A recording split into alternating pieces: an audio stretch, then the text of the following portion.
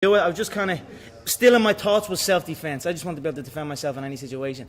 Then he met my coach John Kavanagh, my coach today, John Kavanagh, and found out that he had a proper gym.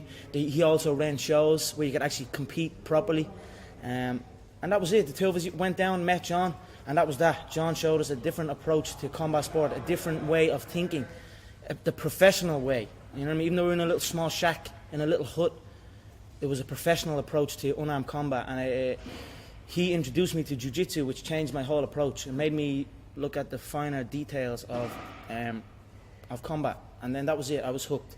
When I knew he had shows, I knew it was there. I knew I could get that ladder. You know, I knew I had something. I had a fascination with it, and even if it didn't, I couldn't shut it off. So I just rolled with it. Kept showing up every day.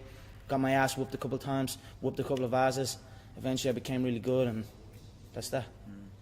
You keep mentioning there that you're doing this, or you had, when you were starting out, you were doing it to defend yourself. Were you bullied when you were younger?